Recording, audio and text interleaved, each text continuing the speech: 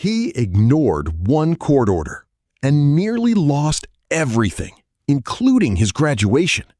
Watch Judge Simpson deliver a brutal courtroom warning before sending the student. I almost want to think about you as just being stupid. And I hate using that, but this is just absolute stupidity. When I saw the photographs of what you were doing, you need to thank your attorney that she was able to convince me that maybe that wouldn't be the best thing in the world. Because I don't issue orders I don't intend to enforce. 14-day district court will come in. Michigan is now back in session. Judge Simpson. You may be seated. Court does call the case of the people of the state of Michigan versus Henry McKean Shapiro.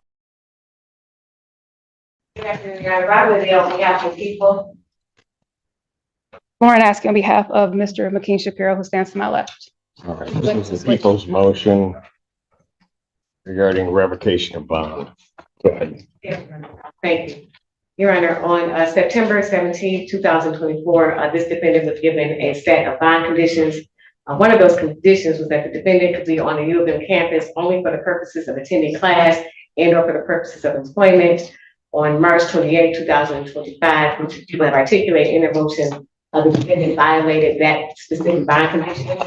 He was photographed in Angel Hall, putting up flyers at approximately 10:25 a.m. He did not have a class in Angel Hall. He was not working at Angel Hall. He had no purpose to be there, and therefore the people believe that it was a violation. Attached to our motion, we have attached several documents. One was the bond order, which outlines the conditions that he was governed to by this court. The others were photographs of the defendant on March 28 at Angel Hall, putting up those wanted flyers. We also attached the defendant's class schedule. His class schedule indicated that he did have class that day at a different building, that being the MLB building from 9 to 10. And after that, according to his own response, he had a quiz that he was supposed to take, but that quiz was also in that same building. He had no purpose to be in the Angel Hall building at all. He was not there for class. He was not there for the purposes of employment. He was photographed there putting up posters, but I really don't even think that is the issue. The issue is that the bond conditions of this court is that he's only supposed to be on campus for the purposes of employment and or class. And clearly the photographs indicated that on March 28, 2025 at approximately 10:25 a.m. he was not doing either of those things.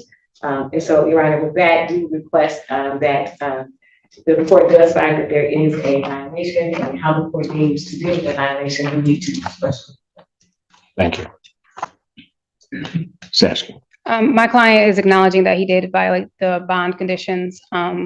Although he was on campus for class and he went there to study, he does acknowledge that he had no purpose to be in that building, although he was there to seeing friends for a moment. So although he was there and he was there during a break, he was not supposed to be in that particular building. Accept the admission of the defendant to the bond violation. Mr. McKean Shapiro, anything you want to tell the court before I impose sentence? No, thank you. All right. Well, let me just tell you this, sir. Throughout this entire case, I've been taking it at a pace, particularly so that you know, recognizing that some of you as students were set to graduate. You were one of those. I either have to believe that you just through some willful and wanton reason just decided you wanted to violate this court's order, and in that way view you as one that I certainly have to protect the public. On the other hand, I almost want to think about you as just being stupid. And I hate using that word, but this is just absolute stupidity. When I saw the photographs of what you were doing, and understand, I'm not going to issue a sanction because of the content of those flyers and the speech that may be in that, as vile as it is. I'm not doing it for those reasons. I'm doing it because you have to understand that in some way you have to conform to rules. somehow or another, from the very beginning of this case up until that date, you were able to do it. And I don't know how you just lost your mind that day and just decided you were going to do something else. I told your counsel when we were back discussing it in chambers, and I'll just make it real clear that upon seeing that, unless you gave me some good explanation, I was just going to send you. You were just going to sit till this case ended. You need to thank your attorney that she was able to convince me that maybe that wouldn't be the best thing in the world. Because I don't issue orders I don't intend to enforce. You violate them, I'll hear you out. I'll allow you that due process to be able to explain to me what happened. I think as Mr. Macklin, when he was arraigning before, I have difficulty sometimes with these orders regarding the U of M. I grew up in Ann Arbor. I understand that sometimes you can be walking around, you're on city property, the next thing you know, you're on university property. I get all of that. That wasn't this. You were someplace you weren't supposed to be, quite frankly, doing something you shouldn't have been doing given the circumstances that you're in at this time.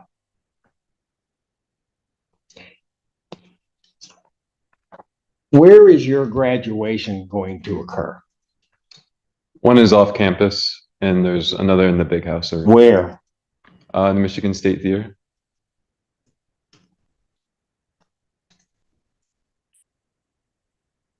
But that's a UM sanctioned event. I don't believe it's university property, though. Okay, amen.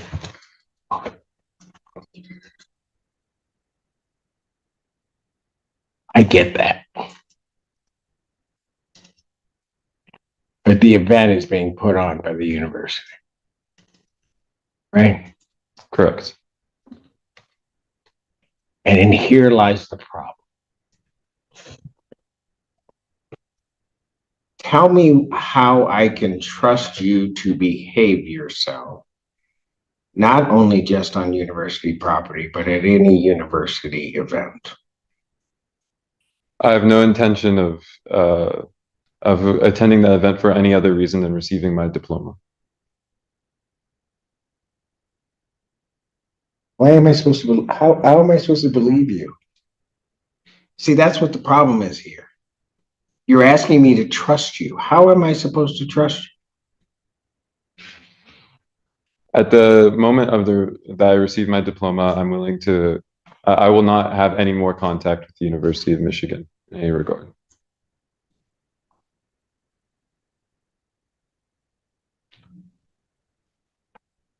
That's the only ceremony you were attending? That was the only one I was planning on attending. So you are not going to the one at the stadium? No.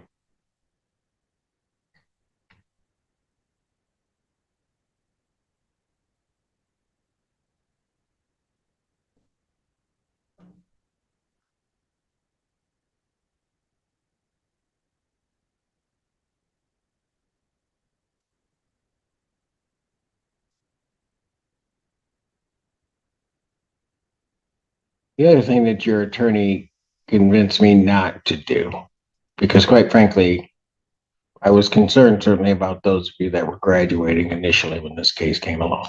Very concerned in making sure that you got there.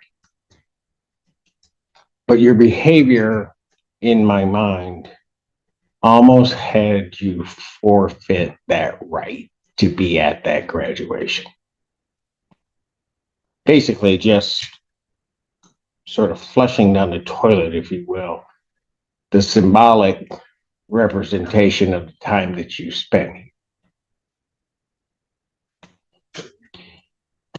But your attorney pointed out something to me, because your dad's here. And I guess sometimes what kids don't realize is you're getting that piece of paper, but you're walking across that stage is more for them than it is for you. That's what you jeopardized. for your parents.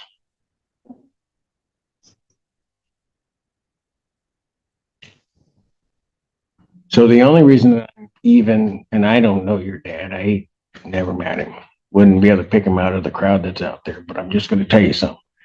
The only reason I'm fashioning something that allows you to attend that graduation is for your parents.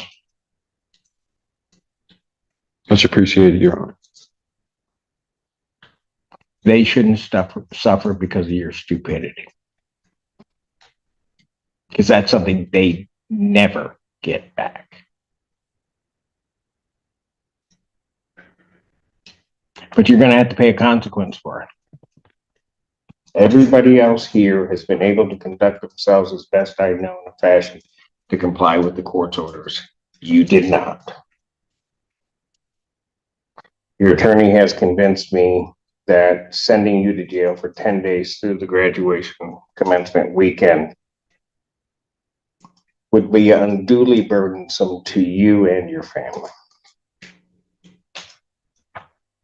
So here's what I'm going to do. I think it appropriate that you spend time in jail for violation of the court's orders. And I do consider it not just a violation of that order, but I consider it a willful violation that you did. You knew better. So, Mr. Allen. So it's going to be the sentence of the court. You're going to spend 4 days in the Washtenaw County Jail. This way. Yes, sir. Oh. Shame. Oh, stay here. Stay here. Stay right there, sir. Just stay still. You're good. You're good. Do you have anything on you? Hmm? Do you have anything on you? Put your hand. No. You can put your hand. You're going to spend 4 days in the Washtenaw County Jail. I'm going to release you after those 4 days. So that you know, today counts. So it's not like 4 days from today. Should be out Sunday. You'll be out, you'll be placed on a GPS tether for your location to make sure that you do not enter any University of Michigan property. So be careful when you're walking, once you're out, when you're walking around, that you don't just stray there, because particularly down where your commencement is, you know what I'm talking. There's areas that are U of M property. You understand that? Understood, Your Honor. Okay. Defendant is remanded.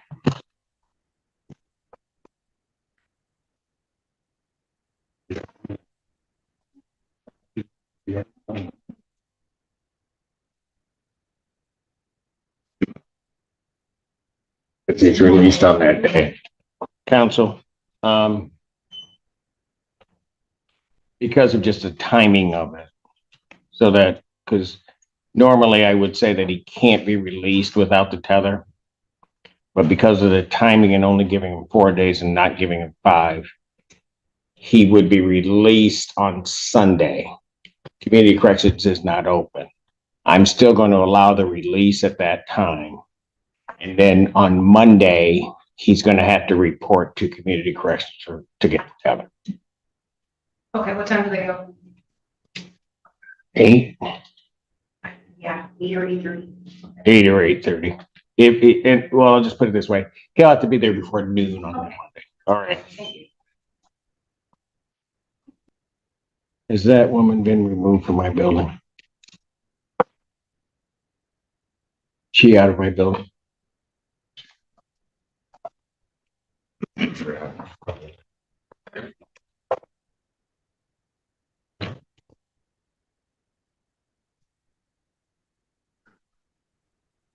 Folks, there's still the argument on the disqualification motion, which certainly I will hear. They're gonna have to process him in and then get him back in here. So I'm gonna let that process occur, and I'm gonna take a brief recess. And then we'll come back and.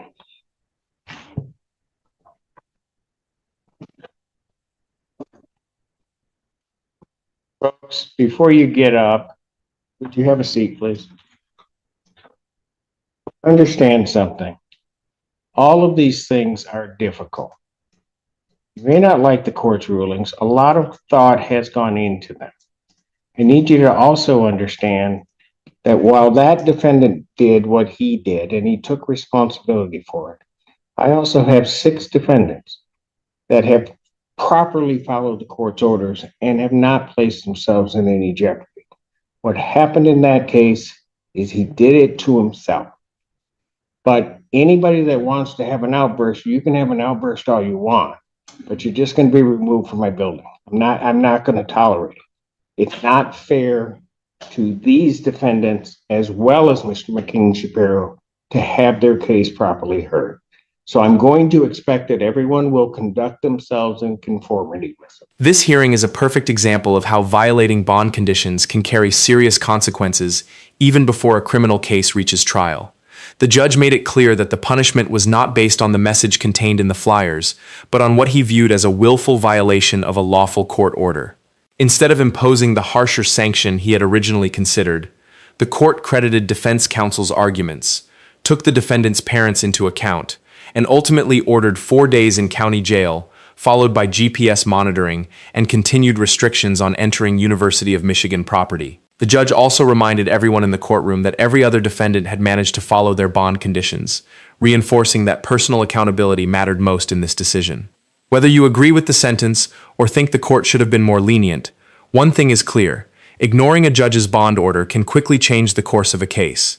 If you enjoyed this courtroom breakdown, don't forget to like this video, share it with fellow courtroom fans, and subscribe to the channel for more real courtroom moments, legal analysis, and unforgettable judicial decisions.